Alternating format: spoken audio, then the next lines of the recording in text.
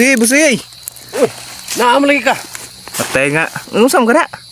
Nagpalit lagi ko aning ko ano. Kung isod sa ako kay nawe ko an. Ulan mo gud. Si mamsan po ning ulan na po. Lagi dagom gideo tora dagom. Unsa may ato? Kuan ba kanang plano na pud to kanang tagahan na to kanang idea na pud tong viewers ba? Para tong una tong gimo. Abayan sa unsa man. Kanang ako ang napili nga ako na idea kana bitong siyempre pasahero. Oh. For example pasahero tapos kanang simba ko barang nalunod bitaw lang gisakyan. Oh. So paunsa man na kanang ma-survive nila kanang ilang suot butang na to nakapantalon, naka-jacket, unsa man na para kanang sakali nga ilang himuon para makasurvive sila. Kanang emergency kuno hay. Oo, kanang simba ko kanang malunod ba ang gisakyan. Oh. Oh, siyempre tubig na. Wag yung mayang laki or mayang bahay diha. So unsa na para makasurvive? Ang buhaton, ug lang ka maratol. Relax lang sa imong una-una nga kanang kabalo lang ka mo lang oy. Oh, importante. Ubuon mo musnina. Ubuon mo ang pantalon, magpantalon ka sa sapatos. Mag-brief lang ka.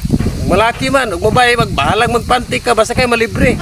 Nga na ra. So ang katong magkuha og pantalon kanang para iwas bikog ana. Oh, para dili ka bikugan, para dili pod bugat imong lawas. Oo, sakto gid. Basta bo si J, ingon ato lang, di lang paratol-ratol.